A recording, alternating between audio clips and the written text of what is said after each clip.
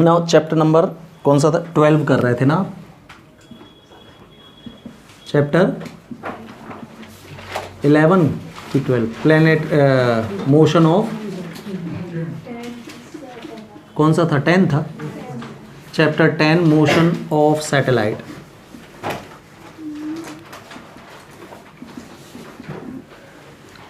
हाँ, तो इसमें आपने मोशन ऑफ सैटेलाइट में क्या क्या देखा था आपने कि लास्ट टाइम अपन ने पीरियड ऑफ रिवॉल्यूशन किया था, right.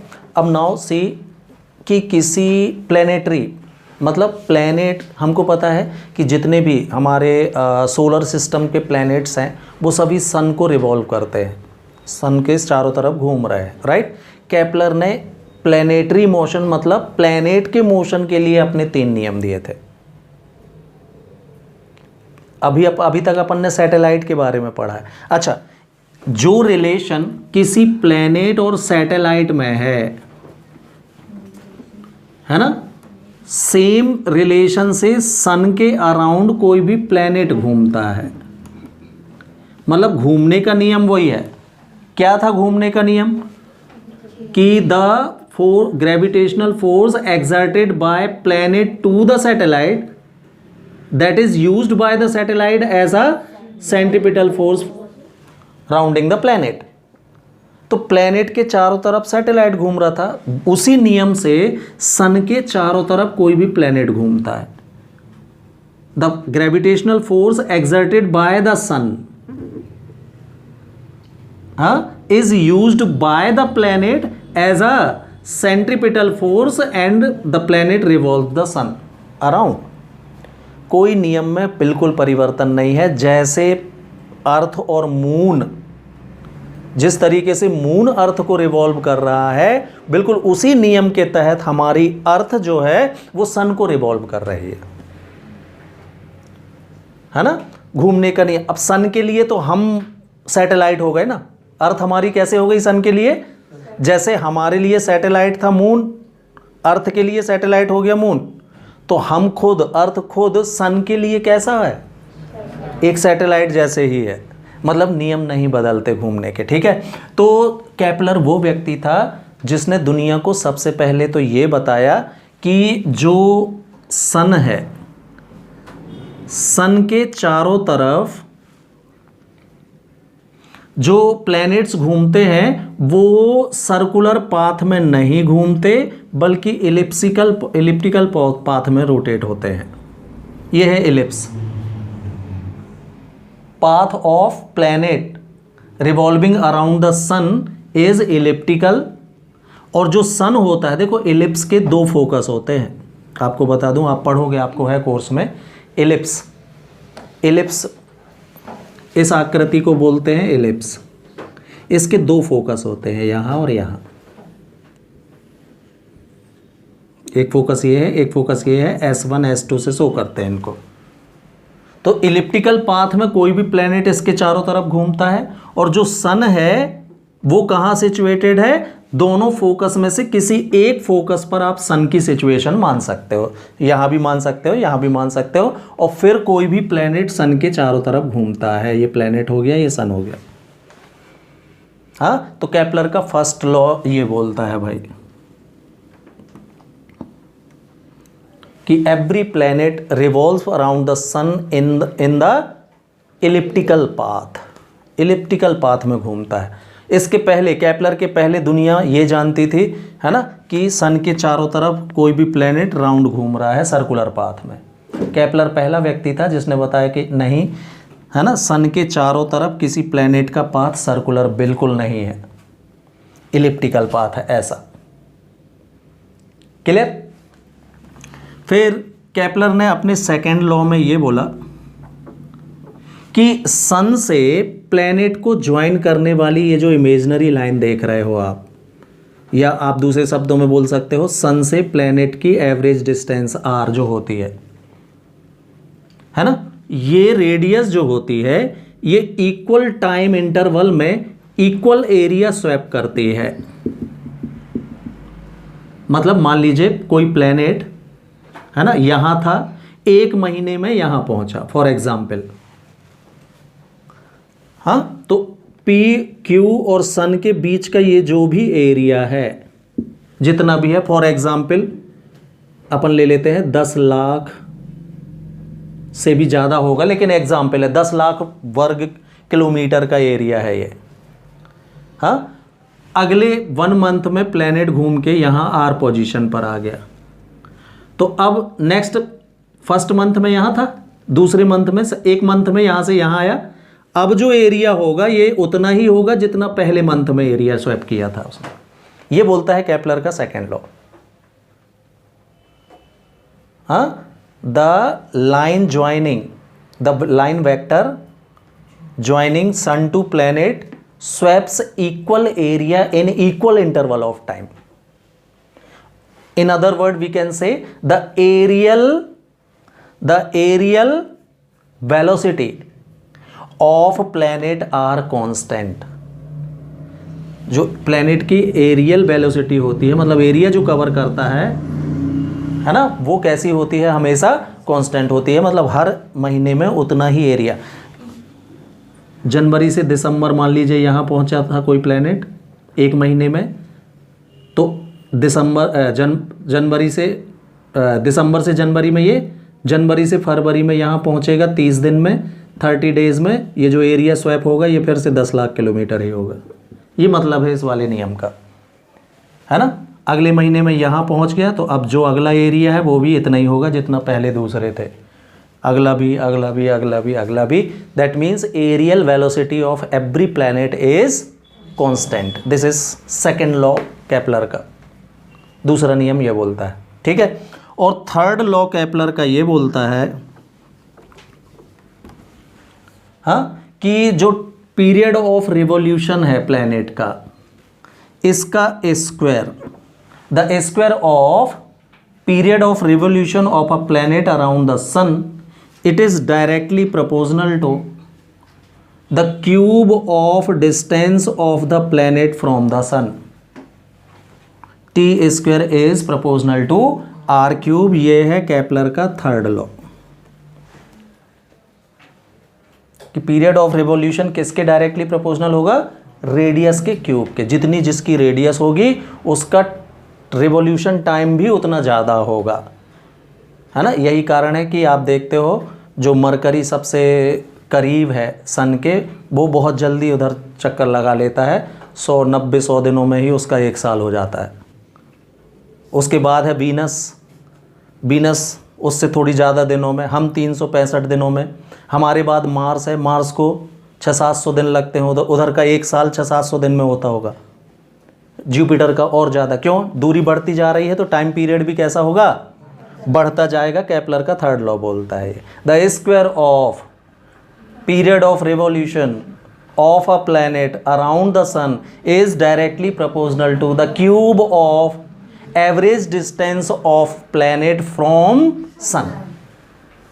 This is third law, है ना। और हमको थर्ड लॉ को डेराइव करना है लॉ ऑफ ग्रेविटेशन से, इसके सेकेंड पार्ट में। तो तीनों नियम समझ में आए केपलर के। फर्स्ट लॉ क्या? कि एवरी प्लैनेट, हाँ, rounds revolve the sun in elliptical path.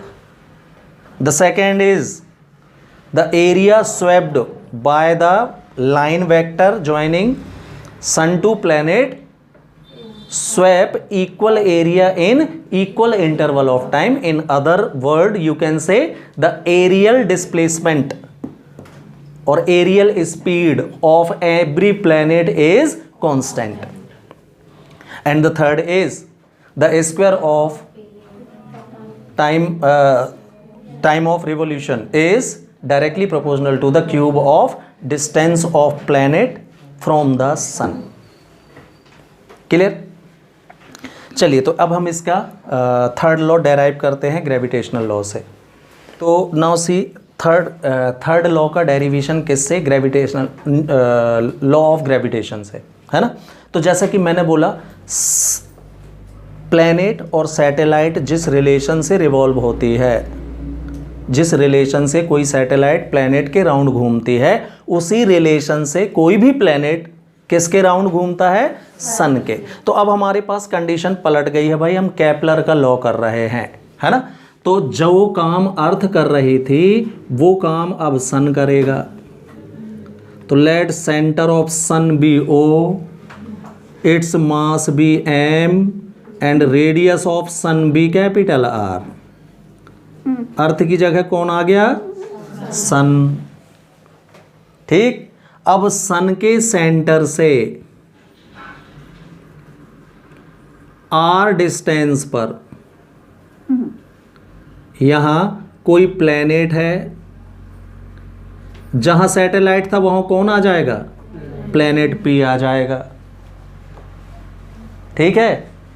ये वेलोसिटी v से सन के अराउंड रोटेट कर रहा है, ये हमने मान लिया।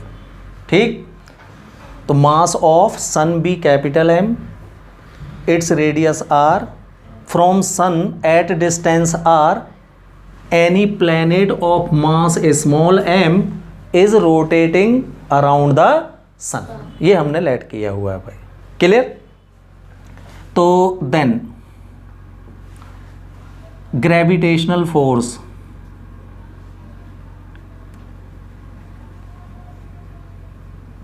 exerted by the sun to the planet।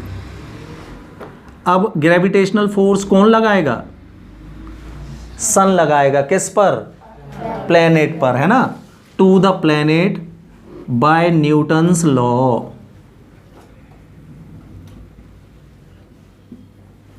Of gravitation, क्योंकि न्यूटन का लॉ कैसा था?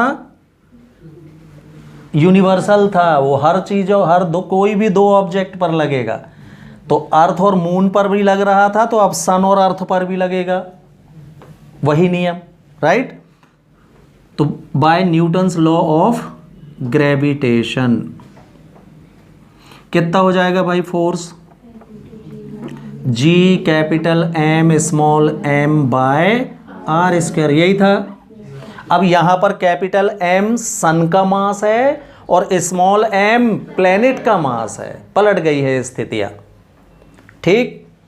दिस ग्रेविटेशनल फोर्स क्या करता है? प्लेनेट को नेसेसरी सेंट्रीपिटल फोर्स प्रोड्यूस करता है। सेंट्रीपिटल फोर्स, और लिख देंगे हम क्या? Required centripetal force for planet. ये कितना होता है भाई? mv² upon R। इसमें स्मॉल m आएगा कि कैपिटल? स्मॉल m, क्यों? प्लैनेट का है ये, है ना। ये बाय द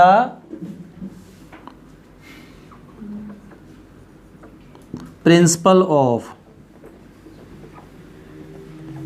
सैटेलाइट। क्या था भाई प्रिंसिपल ऑफ सैटेलाइट? कि on each point the gravitational force is always equal to the centripetal force. यही था। तो by the principle of satellite की जगह क्या लिख दोगे आप? Planetary motion. है नियम वही भाई जो वहां था। Gravitational force Gmm upon R² is equal to the centripetal force. मैं पहले इसको लिख दे रहा हूँ। mv² upon R is equal to G capital M small m upon R²। Small m to small m, 1r to 1r, क्या बचा? v² की वैल्यू मिली आपको G capital M upon R, ये मिलेगी। इसको अपन इक्वेशन नंबर 3 दे के यहीं छोड़ देते हैं। अब हमको प्लैनेट का टाइम पीरियड निकालना है। हाँ, तो हमने लेट कर लिया क्या? Let time of revolution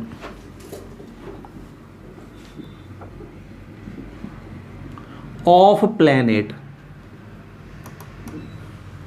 B capital T, ये हमने लेट कर लिया। देन टाइम कैसे निकालते हो भाई, फॉर्मूला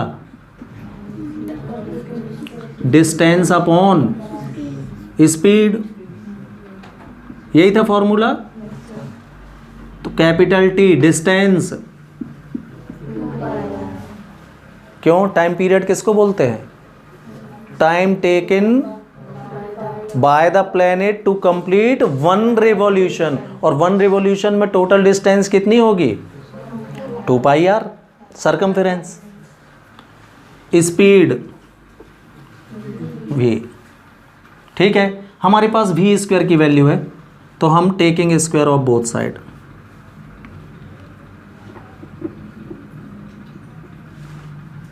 तो कितना हो जाएगा ये, T square is equal to 4 pi square R square by V square आएगा। इक्वेशन नंबर 3 से वी स्क्वायर की वैल्यू पुट करो भाई इसमें, तो टी स्क्वायर मिलेगा आपको 4 pi square R square by G M by R मिलेगा।